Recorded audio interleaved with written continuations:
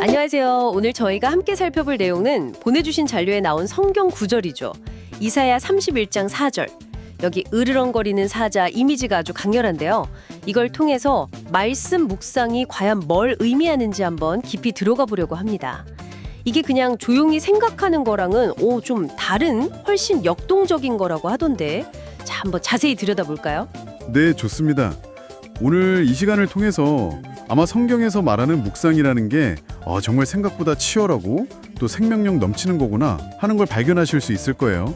그리고 그게 오늘 당신의 삶과 어떻게 연결될 수 있을지 그런 점들을 좀 보게 되실 겁니다. 네, 그럼 바로 그 구절 이사야 31장 4절을 좀 보면요. 하나님께서 시온산을 위해 싸우러 내려오시는 모습, 이걸 먹이를 움키고 막 으르렁거리는 사자에 비유했잖아요. 여기서 으르렁거린다, 이게 히브리어 원어로는 예헤게라고 하셨죠. 이게 좀 핵심인 것 같아요. 네, 맞습니다. 정확히 보셨어요. 그 예헤게라는 말의 뿌리가 되는 단어가 바로 하가예요. 보통 우리가 이걸 묵상하다 이렇게 번역하는데, 근데 이 하가의 원래 그림은요, 조용히 눈 감고 명상하는 그런 이미지가 아니에요. 오히려 사자나 곰 같은 맹수가 먹잇감을 딱 앞에 두고 절대 안 뺏기려고 낮게 그리는거리는 소리 아시죠? 또는 사람이 아주 중요한 글귀 같은 걸 잊지 않으려고 입으로 계속 중얼중얼 되내는 소리. 바로 그런 걸 뜻해요. 아하, 그러니까 묵상이라는 게 무슨 사자가 목숨 걸고 자기 먹이 지키는 것처럼 말씀을 절대 뺏기지 않으려고 막 필사적으로 소리를 내거나 붙드는 행위, 그런 거에 가깝다는 거네요. 그냥 머리로 이해하는 거랑은 완전 다른 느낌인데요? 바로 그거예요. 묵상은 말씀을 그냥 지식으로 아는 걸 넘어서 정말 내 것으로 만들려는 아주 치열한 시작인 셈이죠. 본문에 보면 큰 사자도 나오고 젊은 사자도 나오잖아요. 그건 뭐 학력이나 나이, 성별 이런 거 상관없이 누구나 말씀을 붙들면 하가 할 수 있다는 뜻이고요. 그냥 수동적으로 듣고 흘려버리는 게 아니라 아주 능동적으로 붙잡고 씨름하는 과정인 겁니다. 와, 그렇게 사자처럼 말씀을 붙들고 씨름한다. 그럼 우리한테는 구체적으로 어떤 일이 벌어지는 건가요? 가장 먼저는요, 말씀을 통해서 나 자신이 보이기 시작해요. 내 생각이나 내 계획이 아니라 말씀이라는 거울 앞에 딱 섰을 때 내 진짜 모습이 드러나는 거죠. 특히 이 자료에서는 인간의 가장 큰 문제가 사실 하나님을 제대로 알지 못하는 무지에서 온다고 설명하거든요. 바로 그 무지, 나의 한계, 뭐랄까 다른 말로 하면 죄가 보이기 시작하는 거예요. 하나님을 잘 모르는 상태, 그 무지가 가장 큰 죄라는 관점이군요. 흥미롭네요.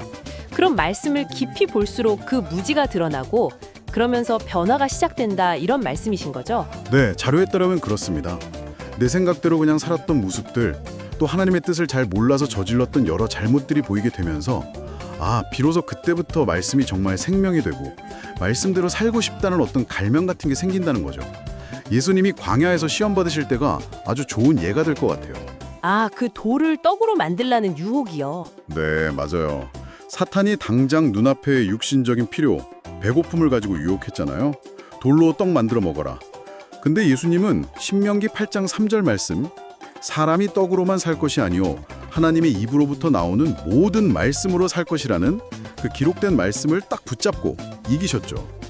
여기서 중요한 건 예수님조차 당신의 생각이나 어떤 능력으로 이기신 게 아니라 이미 기록된 말씀, 성령의 근거에서 사셨다는 거예요. 그렇군요. 예수님도 말씀을 기억하고 그것을 인용하셨다는 점, 이게 중요하겠네요. 그럼 묵상이라는 게 단순히 이해하는 걸 넘어서서 하나님과 그분의 말씀을 기억하는 행위? 이거랑도 아주 깊이 연결되는 건가요? 네, 정확합니다. 그 예수님이 인용하신 신명기 8장 3절의 원래 맥락 자체가 뭐냐면 광야 40년 동안 이스라엘 백성을 먹이시고 입히신 그 하나님을 기억하라, 이거거든요. 그래서 묵상의 또 다른 중요한 이유가 바로 하나님을 잊지 않고 기억하는 거예요. 그럼 어떻게 기억하느냐? 가장 확실한 방법은 자료에서도 말하듯이 반복해서 읽고 되뇌는 것이죠. 반복해서 읽는다. 네. 처음에는 이게 무슨 말인가 싶고 이해도 잘 안 되고 혼란스러울 수 있어요. 그래도 마치 사자가 자기 먹이를 절대 놓지 않는 것처럼 내 영혼의 양식인 이 말씀을 완전히 내 것으로 소화할 때까지 붙잡고 씨름하면서 기억해야 한다는 거죠. 시편 1편이나 여호수아 1장에서도 밤낮으로 말씀을 묵상하는 자가 복되고 형통하다 이런 말씀이 있잖아요. 네, 그렇죠. 근데 여기서 말하는 복이나 형통이 그냥 내가 원하는 걸 다 얻게 된다. 그런 뜻은 아닐 것 같은데요. 아, 예리하시네요. 맞아요. 자료에서도 그 점을 강조하는데 그게 묵상을 통해서 내 소원을 이루는 어떤 수단이 된다는 뜻이 아니고요. 오히려 묵상하는 당신 자신이 하나님의 복을 담고 또 흘려보내는 복의 통로가 된다는 의미라고 설명해요.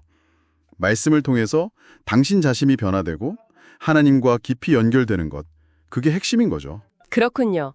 복의 통로가 된다. 다시 이사야 31장 4절로 좀 돌아가 보면요.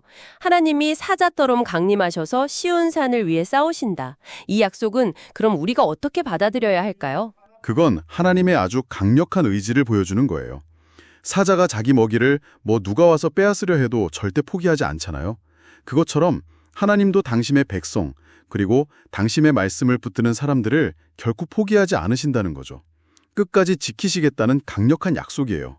그리고 이 약속은 궁극적으로는 말씀이 육신이 되신 예수 그리스도, 그분을 통해서 성취되었어요.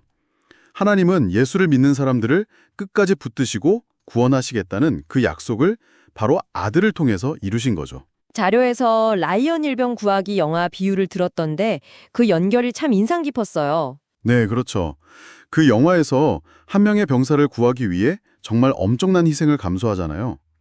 그것처럼 하나님께서 말씀을 붙들고 묵상하면서 당신을 기억하려고 애쓰는 그 한 사람 한 사람을 얼마나 귀하게 여기시는지, 그리고 반드시 지켜내시겠다는 그 의지를 보여주는 좋은 비유로 사용한 것 같아요.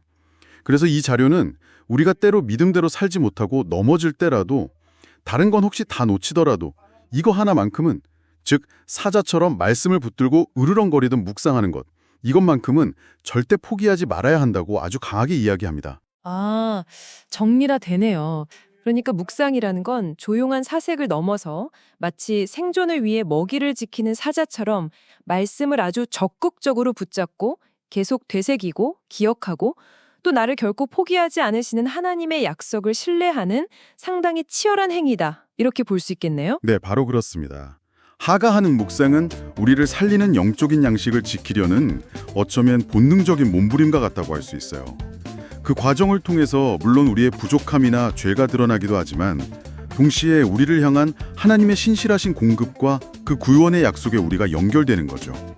그리고 결국 우리 자신이 복의 근원이신 그 하나님을 드러내는 통로로 세워져 가는 거고요. 이 자료의 마지막 메시지가 참 와닿는데요.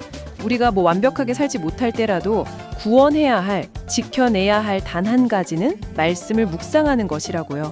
그 필사적인 사자의 모습, 또 라이언 일병 한 사람을 구하려 했던 그 결단을 생각해보면 만약 당신이 하나님의 말씀을 그냥 책 속의 글자가 아니라 매일 붙잡고 씨름하며 정말 쏘아해야 할 생명의 양식으로 여긴다면 당신의 삶에는 과연 어떤 변화가 시작될 수 있을까요? 한번 깊이 생각해 보시면 좋겠습니다.